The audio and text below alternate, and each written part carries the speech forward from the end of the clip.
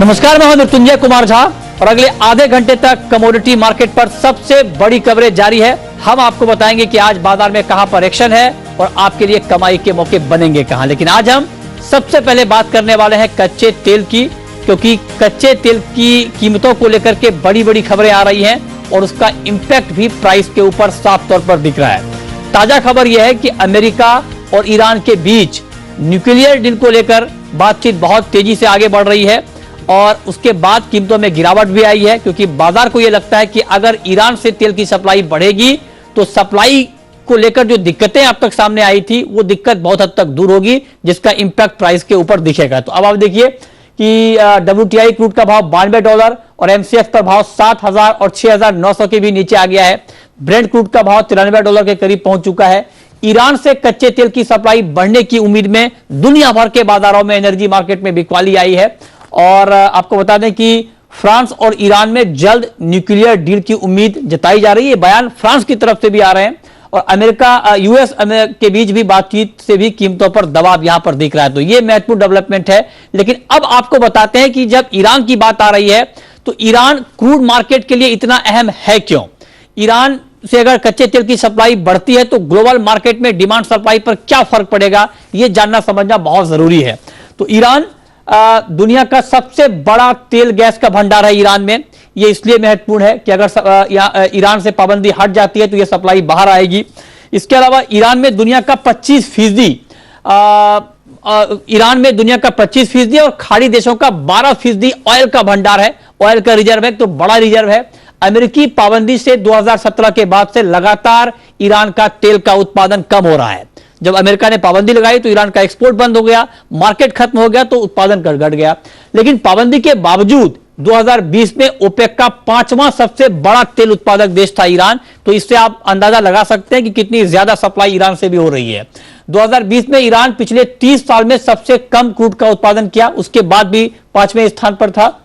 और अमेरिकी पाबंदी में छूट से ईरान रोज 38 लाख बैरल का उत्पादन कर पाएगा और यह उत्पादन ग्लोबल मार्केट में आएगा।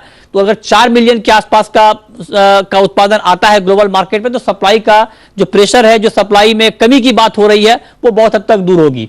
2017 में अमेरिकी पाबंदी से पहले रोज 48 लाख बैरल का उत्पादन ईरान में होता था, जब अमेरिकी पाबंदी ईरान के ऊपर नहीं थी। ईरान में फिलहाल करीब 20 लाख बैरल का उत्पादन होता है, जो बढ़कर डबल के आसपास चला जाएगा अगर ये पाबंदी हटती है तो।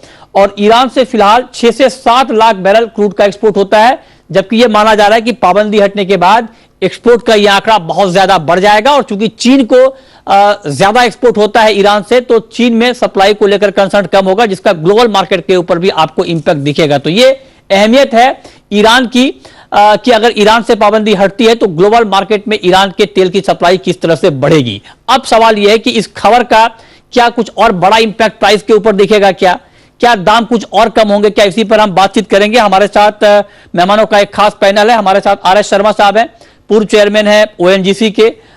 धर्मेश भाटिया है एमिरेट्स NBD के, हमारे साथ जुड़ रहे हैं। सुनील कटके हैं कोटक सिक्योरिटीज के। और साथ ही मेटल पर बात करने के लिए हमारे साथ चितरंजन रेगे होंगे MCX के बेस मेटल के हेड। आप सभी का बहुत बहुत स्वागत है। मेरा सबसे पहला सवाल RS शर्मा जी आपसे होगा। सर, 2 खबरें इस वक्त एनर्जी मार्केट के लिए घूम रही हैं। एक खबर कीमतों को सपोर्ट देने वाली खबर है, एक खबर कीमतों पर दबाव बढ़ाने वाली खबर है। यूक्रेन और रूस के बीच पल पल खबरें बदल रही है। रूस ये कह रहा है कि हम पीछे हट रहे हैं, हम बातचीत को तैयार हैं, लेकिन नाटो इस बात को नहीं मान रहा है। तो क्रूड का मार्केट उसके आधार पर तो अपने हिसाब से रिएक्ट कर रहा है। लेकिन दूसरी खबर कीमतों के लिहाज से यह आई है कि ईरान और अमेरिका के बीच बातचीत आगे बढ़ रही है। यह संकेत मिल रहे हैं कि यह न्यूक्लियर डील हो जाएगी। तो आप जरा बताएं सर, इन दोनों खबरों के बीच अब आपको क्रूड का मार्केट दिख क्या रहा है? एक तो मृत्युंजय, जो अभी भी जो मार्केट है ये बहुत कोई ऐसा नहीं है कि ये जो $2 जो दाम कम हुआ है इस समय बहुत खुश होने की बात नहीं है। 92-93 डॉलर प्रति बैरल का भी जो रेट है ये बहुत अनफेवरेबल रेट है, खास करके हमारे इंपोर्ट डिपेंडेंट जैसे देशों के लिए। और जो आपने जो ईरान की जो बात की कि न्यूक्लियर डील की जो बात चल रही है, जो मैं समझता हूं कि मैंने न्यूज ट्रैक की, ईरान ने ऐसा क्लेम किया है, बट यूएस से ऐसा कोई क्लियर इंडिकेशन नहीं है। ईरान पहले भी कई बार क्लेम कर चुका है कि उनकी जो है न्यूक्लियर की बातचीत चल रही है, समझौता होने वाला है, और उसका जो है टेम्पररी मार्केट के ऊपर पॉजिटिव इम्पैक्ट भी आया, दाम नीचे गिरे। अभी भी जो दाम नीचे गिरे हैं, दोनों ही चीजें, एक तो जो रशिया ने इंडिकेशन दिया है कि नहीं वो अपनी फोर्सेस विड्रॉ कर रहे हैं, यूक्रेन पे अटैक नहीं कर रहे हैं, और दूसरा ईरान ने क्लेम किया है कि वो बहुत जल्दी उनकी डील होने वाली है यूएस के साथ भी, फ्रांस के साथ भी। पर कहां तक सच्चाई है ईरान की बात में, अभी हमें we have to keep our fingers crossed. अच्छा, और ये लेकिन 92 रुपए जो है ये कोई कंफर्टेबल लेवल नहीं है। हमारे तो बजट फॉर्मुलेशन के टाइम में तो $65-70 का अनुमान लेके चले हैं। हाँ। तो अभी बहुत ऊंचा है। इस दामों में जो है ये जो उपभोक्ता के ऊपर अगर पूरा जब बर्डन आएगा, जब सरकार फैसला लेती है, तो ये 5-6 रुपए प्रति लीटर का जो है एकदम सीधा असर आएगा। तो कोई बहुत अच्छी खुश होने की बात नहीं है। ठीक है, तो आप कह रहे हैं कि बहुत खुश होने की बात नहीं है, लेकिन एक बात मैं आपसे पूछना चाहता हूं सर, दो सिनारियो मैं आपके सामने रखना चाहता हूं और उसके बाद मैं ये जानना चाहता हूं कि तब तेल का मार्केट क्या बिहेव करेगा। मान लीजिए कि रूस और यूक्रेन के बीच तनाव पूरी तरह से खत्म हो जाता है, बातचीत हो जाती है, जिसकी संभावना बीच में दिख भी रही है, और दूसरी तरफ ईरान, अमेरिका और ईरान फ्रांस के बीच डील हो जाती है, तब क्या सर 80-85 के आसपास का प्राइस हम देख पाएंगे ब्रेंट का? इसमें दो चीजें आती हैं। कई बार मैं बात करता हूं, एक सेंटीमेंट्स की और एक फंडामेंटल्स की। सेंटीमेंट्स तो डेफिनेटली जो है ईज होंगे और उससे और जो है कमी $90 से नीचे भी आ सकती है। दूसरी चीज जो फंडामेंटल्स वाली है, उसमें मुझे कोई ज्यादा जो है पॉजिटिव चीज नजर नहीं आ रही है, क्योंकि जो कंजम्पशन जो है, खपत जो है प्री कोविड लेवल पे पहुंच चुकी है। $100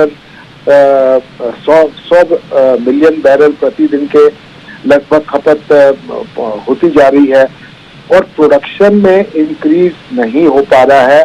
इन्वेस्टमेंट्स क्योंकि पिछले 2-3 साल में नहीं हुई हैं, तो अभी इन्वेंट्रीज यूएस में लगातार कम होती जा रही हैं। तो अभी इसका जो है जो फंडामेंटल्स तो ये कहते हैं कि अभी दाम जो है उनमें तेजी रहेगी। तो जो एक्सपेक्ट करना कि हम $80 या उसके नीचे आ जाएंगे, ऐसा कुछ होने वाला मुझे शॉर्ट रन में तो होने वाला नहीं लगता है। तो $90 के आसपास भी जो है काफी रिलीफ है। कहाँ तो 2-3 दिन पहले हम $100 की बात कर रहे थे। तो अभी हमें फिंगर्स क्रॉस रखने वाली बात है। Let us wait and watch कहाँ सिचुएशन लेके जाती है, पर अभी भी कोई बहुत अच्छी नहीं है। ठीक है, तो आप कह रहे हैं कि सिचुएशन अभी भी बहुत अच्छी नहीं है, क्योंकि आप कह रहे हैं कि एक तरफ डिमांड बढ़ रही है, दूसरी तरफ सप्लाई उस रफ्तार से नहीं बढ़ रही है, तो मार्केट थोड़ा टाइट ही रहेगा। बहुत शुक्रिया सर आपका हमारे साथ जुड़ने के लिए और क्रूड मार्केट पर ये डिटेल बातचीत करने के लिए। अब धर्मेश जी, आप जरा बताएं कि इस मूड माहौल में अगर कोई ट्रेडर कच्चे तेल में ट्रेड करना चाहता है तो उनको क्या करना चाहिए? देखिए, अगर आप कच्चे तेल की बात करें तो कच्चे तेल में लास्ट अगर आप देखें 4-5 दिनों से मार्केट में काफी अच्छी वॉलेटिलिटी आ चुकी है। जो पॉलिटिकल प्रीमियम था उसमें कहीं ना कहीं आपको एक ईज देखने मिल रहा है प्राइस, और 7,200 के स्तर से ऑलमोस्ट 6,900 के स्तर आपको कच्चे तेल में एमसीएक्स में देखने मिल रहे हैं। अभी भी फंडामेंटली मार्केट अभी भी काफी तेजी में है। मुझे लगता है कि जो पहले के जो फर्स्ट क्वार्टर है जिसमें ठंडी का भी प्रीमियम होता है, वो भी मार्केट फर्म है।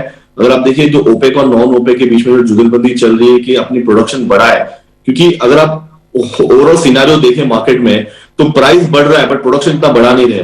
तो जो देश जिसे ज्यादा मुनाफा करना है वो अपने कैसे भी करके पुश करेंगे थोड़ा ज्यादा प्रोडक्शन बढ़ाए, सो दैट कि पैसा ज्यादा मिले। अभी अगर प्रोडक्शन बढ़ाते हैं, जो जनवरी में बढ़ा है, फरवरी में बढ़ा है, अगर ये continues slow and steady pace से बढ़ाते हैं तो कहीं ना कहीं मार्केट में आपको हॉल्ट देखने मिलेगा, और यही प्राइस फैक्टरिंग आपको नेक्स्ट क्वार्टर में देखने आ सकता है। करंट सिनेरियो में आपको नहीं मिलेगा इतना। तो अगर जिसे मंदी करना है, मैं रेकमेंड करूंगा कि आगे के महीने देखिए, वो ऑलरेडी बैकवर्डेशन है, बट करंट मंथ और 2 महीने है वो मार्केट प्रीमियम में है। तो स्पेक्युलेटर्स को मैं रेकमेंड करूंगा कि ये लेवल पे आप बाइंग करके चले। फंडामेंटली अभी भी मार्केट बुलिश है, और अभी भी जियोपॉलिटिकल टेंशन की अभी भी जो आग लगी हुई है अगर कंटिन्यू रहती है तो प्राइस फिर से आपको $94-95 के ऊपरी स्तरों पर दिखा सकती है। तो आप भी कह रहे हैं कि दाम बढ़ेंगे, तो ऐसे में आज के लिए अगर मैं आपसे पूछूं कटके जी, बिल्कुल इंट्राडे के पॉइंट ऑफ व्यू से 6,900 के आसपास है भाव कच्चे तेल का एमसीएक्स पर, एग्जैक्टली इस भाव पर कोई ट्रेड है क्या? जी मृत्युंजय जी, मुझे लगता है 6900 पे टेक्निकल फ्रंट पे चार्ट्स पे मुझे लग रहा है कि एक रिवर्सल देखने को मिल सकता है ऑन द अपसाइड। तो 6900 के रेंज में एक बाई बन रहा है, 6850 का एक सपोर्ट है, वहां का एक स्ट्रॉन्ग स्टॉप लॉस मेंटेन करके 7000 रुपीज का एक टारगेट, मतलब 100 रुपीज यहां से रिकवर हो सकता है ड्यूरिंग द डे। तो मुझे लगता है बाय करके चलना चाहिए, 100 रुपए का यहां से इंक्रीमेंट देखने को मिल सकता है ड्यूरिंग द डे। तो तीनों एक्सपर्ट की एक ही राय है कि कच्चे तेल में तेजी है आज के लिए भी, आगे के लिए भी। तो अभी बाइंग की राय दी जा रही है और आगे के हालात जब सामने आएंगे कि क्या डील पर क्या बात हो रही है, ईरान अमेरिका, ईरान फ्रांस के बीच, या फिर रूस यूक्रेन का मामला क्या होता है, फिर उसके बाद मार्केट की चाल कुछ और बदल सकती है। छोटा सा ब्रेक लेंगे, लेकिन ब्रेक के बाद बात करेंगे मेटल पर एक महत्वपूर्ण खबर आई है और साथ ही गोल्ड में आपको क्या करना चाहिए। इस पर बात ब्रेक के बाद, आप बने रहिए हमारे साथ।